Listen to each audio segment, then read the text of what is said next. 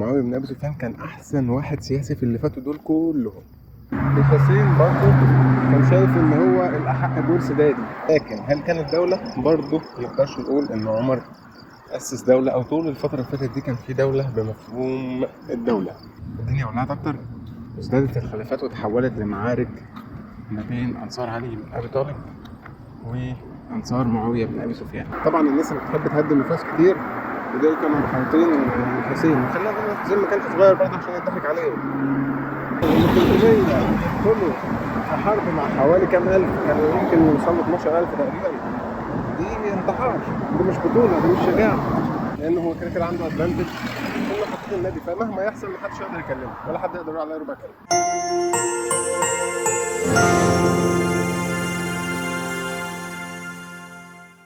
السلام عليكم، ازيكم يا كيدز؟ حلقة جديدة هنهدف فيها صنم جديد. النهاردة هنتكلم بقى عن لحمة راس الحسين. ايه حوارات الراس وايه القصص اللي حواليها، ده اللي هنعرفه النهارده. بس قبل ما اكلمك عن الراس تعالوا نشوف الحكاية بدأت ازاي، عشان تعرفين محمد ده جاي ينقذكم من العبط اللي بيمارس عليكم يعني. المهم، الراس راحت فين؟ الراس تطلع دلوقتي لو اديك في داهيه. والله ما خدت حاجه يا باشا. الحكاية بتبدأ منين يا سيدي بقى؟ تعال نرجع لك كده من أول ما الإسلام ظهر. القصة يا سيدي لما النبي جه وجاء الإسلام وعمل دولة، هما بيقولوا دولة بس هي ما كانتش دولة بالمعنى الحرفي، معنى الدولة اللي احنا فيه حاليا أو الموجود يعني. بس يعني مجازا هنسميها دولة. هي دولة كانت قائمة على الحب يعني. دخلنا ما يسمى بغزوات قبيلة أم أحمد، قبيلة أبو سليم. القبائل دي جمعناها على بعض وقلنا لهم عيشوا مع بعض يا جماعة بحب بقى وكله الحب. يعني شوية قرايب مع بعض، قبيلة جنب قبيلة جنب قبيلة، وكلنا تقريبا في مكان واحد بنحب بعض يا جماعة. طيب يعني باختصار زي ما قلت لكم، كانتش دولة بالمفهوم الحديث. أي حد بقى بيقول لك غير كده ده بيجمل الموقف مش أكتر يعني، أو مش فاهم يعني إيه دولة أصلا. بعد النبي ما توفى جه أبو بكر حصلت واحدة حروب الردة، فضل بقى يقفش في اللي كان مسلم وخنع وخناقات وعركة لحد ما مات. بعد أبو بكر بقى جه عمر. في مرحلة عمر توسعت يعني ما يسمى بالدولة الإسلامية، ولكنها ما كانتش دولة برضه بالمفهوم الدولة يعني. فاهم لك يعني مثلا وقتها كان فيه الروم دي دولة إمبراطورية عظيمة. كان فيه الفرس أو بلاد فارس اللي هي إيران، كانت إمبراطورية عظيمة، دولة بمعنى الدولة. ما نقدرش نقول إن برغم توسعات عمر إنه أسس دولة. عمر ما أسسش دولة. عمر بن الخطاب دخل كان معاه جيش قوي. الجيش ده بقى نسيت اقول لكم اتلم ازاي. من ايام النبي زي ما قلنا كان معاه مجموعه من رعاة الغنم، فكانوا بيجيبوا كفار او المشركين سموهم زي ما بتسموهم، يعلموهم قراءه كتابه فروسيه. طبعا لما كانوا بيدخلوا قبيله او بيضموا قبيله، كان بيبقوا في القبيله دي كان فارس يضموا معاهم، فيبقى الجيش يقوى. فضل يقوى من ضمن الفرسان اللي كانوا بيجوا لهم من القبائل الثانيه اللي بيدخلوا في الاسلام لحد ما بقى جيش قوي. ولكن هل كانت دولة؟ برضه ما نقدرش نقول إن عمر أسس دولة، أو طول الفترة اللي فاتت دي كان في دولة بمفهوم الدولة، ما كانش في دولة حقيقية يعني. ولكن في عهد عمر بدأ يضم دول يعني زي ما حصل مثلا في فتح مصر. في عهد عمر مثلا مش مؤسس دولة زي مصر، وما أسسش مصر والإسلام دخل مصر، يعني دخل غير لها الدين بتاعها. ولكن هل أسس مصر؟ لا ما أسسهاش. هل عمل دولة زي مصر؟ لا ما عملش. إنما هو قعد يضم ليه؟ كان بيتوسع برضه، كان بيضم دول موجودة بالفعل. إنما أسس لنفسه دولة عظمى؟ لا، هو كان بيضم ليه دول عظمى. هل كان عنده بقى قلعة ومقر للحكم والحاجات اللي كانت موجودة عند الروم والفرس والناس دي؟ لا، ولكنه كان عنده جيش قوي متمرس، قادة أقوياء كانوا بيقدروا إنهم يهزموا الجيوش العظمى دي اللي بيتعاملوا مع الخلاع، ويقدروا يهزموها، وبالتالي يفتحوا البلاد دي ويضموها لإمبراطورياتهم اللي هي بتتكون. ولكنها زي ما قلنا ما كانتش بمفهوم الدولة بمعنى الحالي مثلا. فكده في عهد عمر وصلنا للتوسعات، ولكن ما وصلناش لشكل الدولة.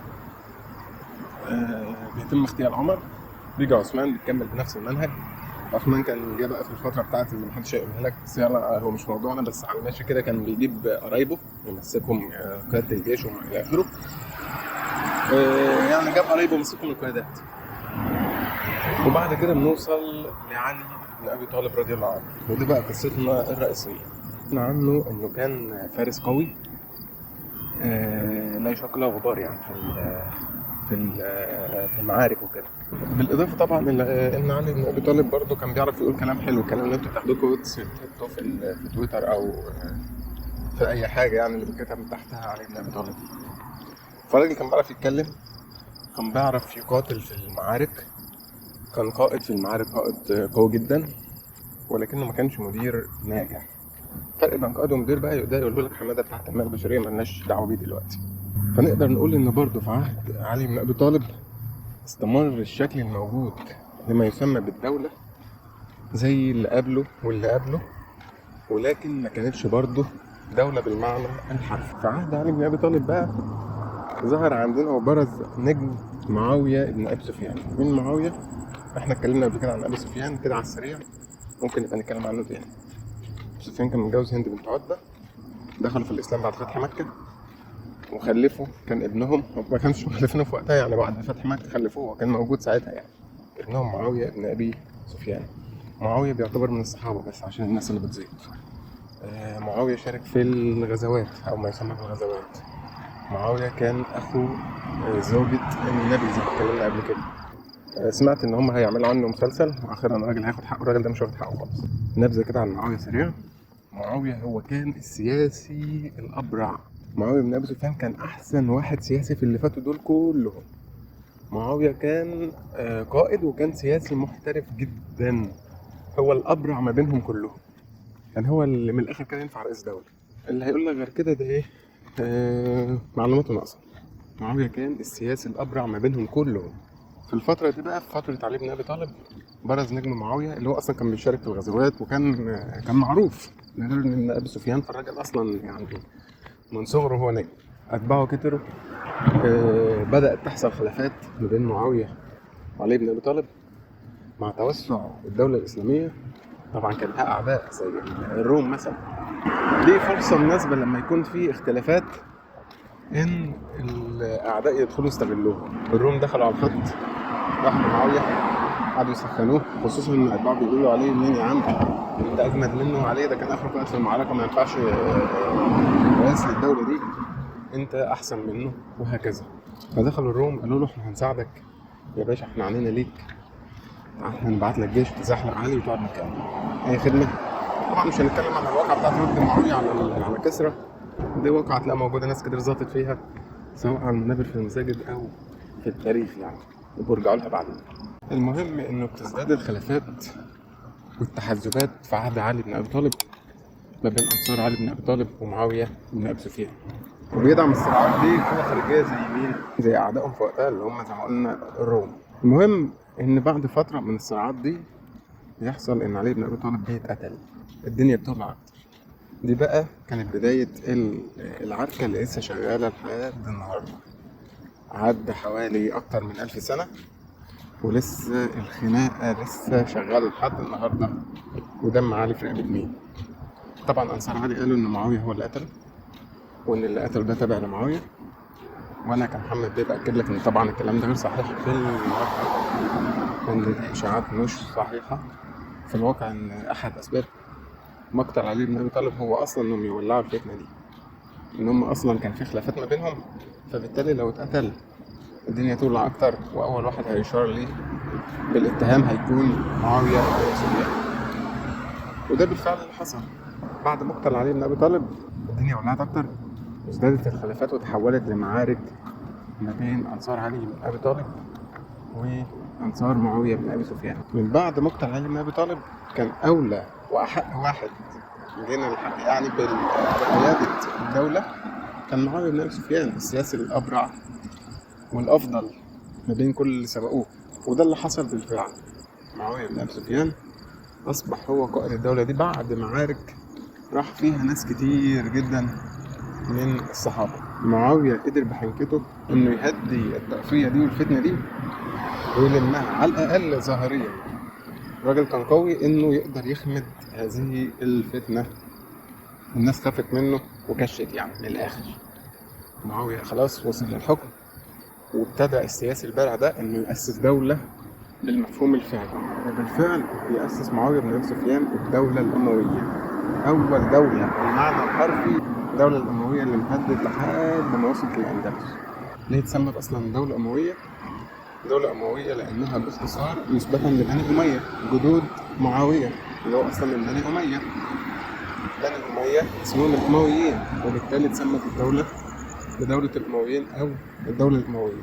وبكده تكون الدولة الأموية هي أول دولة فعليا في العصر الإسلامي، أول دولة بمعنى كلمة دولة. كانت دولة عظمى زي ما قلنا. معاوية أسس دولته، وبعد كده خلى خدناها في الشام. بعد كده هتتأسس دمشق وتبقى عاصمة الدولة دي. بعد ما معاوية خلاص أسس الدولة ورسخها وانتقل الحكم للشام خلاص، فضلت برضو الخلافات ما بين أنصار علي بن أبي طالب اللي لسه برضو بيسألوا دم علي في رقبة مين. الناس اللي رافضة إن يكون معاوية هو رئيس الدولة دي، بما فيهم الحسين ابن علي بن أبي طالب. طبعا الناس اللي بتحب تهدم نفاس كتير ودول كانوا محاوطين الحسين. خلينا نقول الحسين ما كانش صغير برضه عشان يضحك عليه. الحسين برضه كان شايف إن هو الأحق بورث دادي، كان شايف إنه بما إن أبوه مات يبقى هو اللي المفروض يحكم من بعده. فتفكير الحسين كان كله في الكرسي، عشان اللي هيقول لك كده ده إيه ما بيقولش الحقيقة، مش عايزين نقول عليه حاجة تانية. ومن هنا بيبتدي الخلاف. لكن الحسين برضه فضل قاعد لأن معاوية كان قوي جدا زي ما قلنا، وما كانش راجل سهل. ففضل قاعد كده إيه في جنب ولما مقدور لحد قبل ما معاوية يموت. جاب ابنه يزيد سأله سؤال مهم جدا: مين حبيب بابا؟ يزيد. مين روح بابا؟ يزيد. بالظبط، حبيب بابي يزيد هو اللي هيمسك الدولة بعد ابوه. وده طبيعي، الراجل أسس الدولة وبالتالي هيورثها لابنه عشان يكون الملك أو الحاكم أو قائد الدولة دي من بعد. هنا بنبتدي نسمع صوت الحسين تاني. الناس اللي حواليه بيسخنوه تاني، بيقولوا له يا عمنا معاوية خلاص فلسع وابنه جه، يلا ده دورك عشان ترجع ايه تاخد الحكم. روح اطلب بالحكم بتاع دادي. قال لهم انا ماليش دعوه، انا عايز الكرسي بتاع دادي، انا لازم انا اللي احكم. الحسين بيرجع يعمل قلق تاني ويرجع يطلب بالكرسي. يزيد بعد ما قعد واستقر في دولته لقى في قلق جاي له من الحسين وشلته. الراجل عاوز الكرسي. خناقه على ايه يا شباب؟ على ده. على ايه؟ على ده. على ايه؟ على الكوتشي. على الكرسي. لازم نركز في التفاصيل دي كويس جدا. مهم جدا ان نعرف التفاصيل دي. الخناقه كانت على الكرسي. الحسين عاوز الكرسي اللي هو شايف انه احق بيه وانه المفروض يورثه بعد ابوه، ويزيد بيحافظ على الكرسي بتاع الدوله اللي اسسها ابوه. يزيد بعت للحسين وقال له يا اسطى لم الدور واقعد كده بقى في جنبه وما تصدعناش. قال له انا مش هسيبك الا ما اخد الكرسي، قابلني انت بس كده ورينا هتعمل. قال له هتعمل ايه؟ انا عندي دوله جنبك وانت بس وقرايبك كده اللي عايزين تاخدوا مني الكرسي. قال له لا، ما انا هلم جيش وقابلك. قال له هستلم جيش يا ابني؟ تلم بقى يا ابني، لم الدور واقعد في جنب بقى كده ومحدش هيكلمك، مفيش فايده. يصمم انه ياخد الكرسي. طب ايه العمل؟ قال له قابلني في كربلاء وهتشوف انا هعمل فيك ايه. يوم الثلاث بعد صلاه الجمعه ان شاء الله. طبعا بنهزر يعني، كان قال له قابلني في كربلاء يوم 10 محرم الجاي ان شاء الله وانا هوريك هعمل ايه. طبعا الحسين وشلته اللي هم كانوا قرايبه واولاده واولاد اخوه واخواته، ما كلهم على بعض كانوا 300 واحد يعني. المهم ان فعلا حسابهم بقى ايه؟ انهم هيروحوا كربلاء وهيلموا الناس بتوعهم اتباعهم ويدخلوا ايه العركه وينتصروا وياخدوا الكرسي من يزيد. الحسين بعت 3 رسل لكربلاء عشان يجمعوا الجيش. وطبعا مش محتاج اقول لكم ان الحسين لما وصل لقاها فاضيه. لما وصل كربلاء ما لقاش اي حد. ليه بقى؟ والله فيه كلام كتير اتقال في النقطه دي. والله احد الاقاويل دي اللي هو او ده اللي بيتقال يعني حاليا ان الناس سابوه خلعوا ويا عيني والناس والوحشين والطبخ ومش عارف ايه. هو بغض النظر عن ان الشوام فعلا على مر التاريخ وقت الجد بيرموا او وقت الحروب كانوا بيرموا سلاحهم ويجروا، وده بقى في مواقف مختلفة بقى من أيام النبي لحد النهارده مثلا، مرورا بالعراق في 2003 ساعة الغزو الأمريكي صحي الصبح ما لقوش الجيش رمى سلاحه وجرى، ومؤخرا لحد سوريا من كام يوم في شهر 12 2022 برضه كالعادة بيرموا سلاحهم ويجروا. ده العادي بتاعهم، ولكن مش دي الحقيقة يا جماعة. روايات تانية وهي الأدق إن الرسل أصلا الثلاث رسل تقريبا أو ثلاثة اللي بعتهم الحصول عشان يجيبوا الناس يقابلوه في كامبينات اتقتلوا أصلا في الطريق قبل ما يوصلوا. فلما وصل ما كانتش الرسالة بتاعته وصلت أصلا لأتباعه اللي المفروض هيقابلوه ويعملوا الجيش بقى إيه اللي هيحارب الجيش بتاع يزيد عشان ياخد منه الكرسي. الحسين وصل هو وقرايبه وشلته اللي هم أولاده وأصحابه وإخواته اللي هم أهل البيت يعني، اللي هم كانوا حوالي 300 واحد بس كلهم على بعض كده بسنتات النبي كان 300 واحد. بعد ما وصل لقاها بتوش ملقاش الناس بتوعه، لقى قصاده جيش يزيد اللي كان بعتهوله اللي كان مكون من حوالي كام ألف واحد كده. الجيش ده كان بقيادة مين يا سيدي؟ عمرو بن سعد. لا مش الممثل، عمرو بن سعد بن وقاص. هو ده كان قائد الجيش اللي هيعمل المفرمة اللي بنتكلم عنها دلوقتي. عمرو بن سعد لما شاف الحسين طبعا لما جه ما لقاش حد معاه غير هم 300 واحد شلته. فعمرو بن سعد قال له بقول لك ايه، تيجي نقضيها مفاوضات مصالحي لما كده ايه اهلك وناسك كده وروح محدش هيكلمك. الحسين قعد يفكر شغلها في دماغه يفكر دورها في دماغه، قال لك انا لو سبتهم ومشيت عمري ما هاخد الكرسي تاني وبعدين الناس هتقول عليا ان انا هريت بقى وتسوش والناس بتشتغل. الحسين ساب المعركه وخرج. وبعدين طب انا هقول لك الحاجه، انا هدخل المعركه واتقتل ويقولوا عليا شهيد وجامد زحلقه وابقى اجمد واحد في الشهداء، يبقى لو حفيد النبي محدش يقدر يكلمني كده كده هيطبلوني ايا كان النتيجه وايا كان اللي عمله ايا كان اللي عمله. عنده وجهه نظر ان 300 يدخلوا في حرب مع حوالي كام الف كانوا يمكن يوصلوا 12000 تقريبا، دي انتحار، دي مش بطوله، دي مش شجاعه. بس هو حط نفسه في موقف ان لو هرب هيبقى هرب ولو دخل يعني ايه هو انتحار، بس هنقول عليه بطل يلا وشهيد بتاع كده كده محدش يقدر يجيب سيرته. وتحت شعار الحفيد ياض ابتدت العركه. العركه اللي كانت بين الحسين واصحابه واولاده واخواته اللي هم كلهم على بعض اصلا يدوب 300 نفر. العركه دي زي ما قلنا بقى كان بيقودها من جانب الحسين كان الحسين واخوه العباس. بالمناسبه بس عشان لما تعرفش كان علي بن ابي طالب ما كانش عنده الحسن والحسين بس كان عنده ابناء كتير يعني. وعلى الجانب الثاني بقى زي ما قلنا كان قائد جيش يزيد كان هو عمرو بن سعد، زي ما قلنا عمرو بن سعد بن ابي وقاص مش عمرو بن سعد الممثل.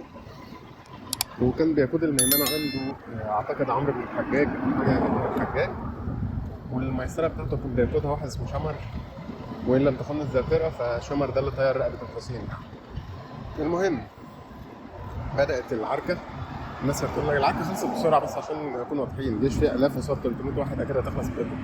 بس هتلاقيهم بيقول لك ان المعركه على 3 ايام، الناس اللي هتيجي تعترض يعني.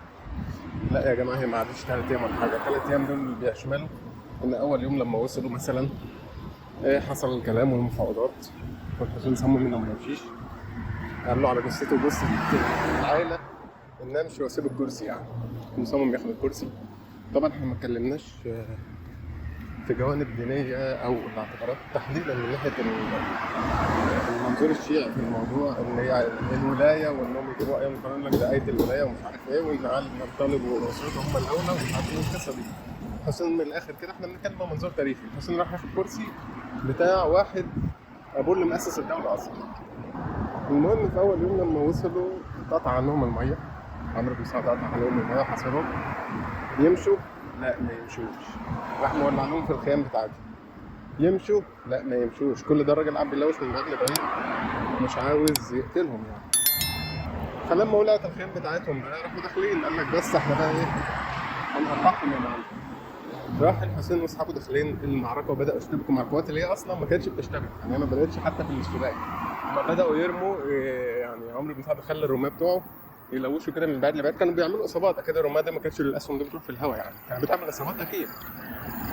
بعد ما قطع من الميه وولعناهم في الخيمه عشان يمشوا وما مشوش، ابتدت الرماة تضرب، فقرروا ان الحصان واصحابه هيشتبكوا خلاص. اول واحد بقى في الليله دي راح يشتبك، فتح صدره ودخل المعركه. كان علي الاكبر او علي سينيور ابن الحسين. طبعا ليه علي الاكبر؟ لان في علي تاني اللي هو علي زين العابدين، ده كان اصغر من علي ده. علي زين العابدين بالمناسبه تخلف عن المعركه. لما جم خارجين المعركه قال له يا دادي بقول لك انا صحتي كده تعبانه وعندي شويه برد. كان تعبان يعني، تخلف بيقولوا الاسباب صحيه. قال له انا تعبان مش هقدر اجي معاك في المعركه دي، روح انت كده ايه وربنا يوفقكم. معاكم علي سينيور، خلي علي جونيور قاعد فيه. علي سينيور او علي الاكبر ابن الحسين دخل قال له بتتكلم مع دلوقتي يا عمرو، بتتكلم مع دادك ليه؟ ودخل فتح صدره قدام الجيش، راحت رقبته. طيب ده اول واحد بيقوله في معركه كربلاء 10 محرم 61 هجريه، ده كان يوم 10 اكتوبر تقريبا 680 ميلاديه حاجه كده يعني. فبقى اول واحد رقبته تطير في المعركه هو علي الاكبر اللي دخل فتح صدره اول واحد في المعركه. علي الاكبر او علي بن الحسين الكبير اكبر ابنائه. واستمرت المعركه والعركه دي يا معلم، والناس قعدت تتساقط واحد ورا الثاني، بما فيهم العباس زي ما قلنا اخو الحسين، لحد ما في نهايه المعركه اللي ما طولتش زي ما انا بقول لكم طارت رقبه الحسين شخصيا. الحسين نفسه اتقتل في المعركه، وبعد ما قطعوا رقبته خدوا الجثه كمان يعني ايه مثلوا بيها من الاخر كده يعني. خدوا الراس حطوها على رمح او حربه وغرزوها في ارض المعركه عشان ايه اللي ما يشتري يتفرج، اللي ما شافش يشوف الراس وهي مقطوعه. يا جماعه الراس قدامكم شايفينها. طبعا ده كان ايه بعد ما قتلوا تقريبا كل رجاله الحسين اللي هم اهل البيت، اللي هم ولاده قرايبه اخواته اصحابه. سابوا الستات بس، الستات عملوا فيهم ايه؟ اكيد اخدوهم اسرى معاهم يعني. بكده تكون راس الحسين اتقطعت طبعا، واطلقوا عليه بقى سيد الشهداء وكده. ليه؟ لانه هو كده كده عنده ادفانتج، كله حاطين النادي، فمهما يحصل محدش يقدر يكلمه ولا حد يقدر يقول عليه ربع كلمه، مع انه هو اللي بدا، هو اللي راح يبدا المعركه اصلا من الاول، وهو اللي اصر انه يروح ياخد الكرسي اللي هو اصلا مش بتاعه. مع انه ممكن يقعد يريح دماغه من الاول ده كله ويسيب يزيد وخلاص ويريح دماغه من الحوارات دي كلها ويهدي اتباعه وما يولعوش الدنيا يعني. بس ده اللي ما حصلش يعني. اللي حصل انه اتقتل واتعلقت راسه على الحربه واتثبت في ارض المعركه. طيب ايه اللي حصل بعد كده؟ خليكم معانا ونبقى نكمل لكم حكايه الراس دي ان شاء الله الحلقه الجايه. استنونا عشان تعرفوا الراس راحت فين بقى ان شاء الله. سلام.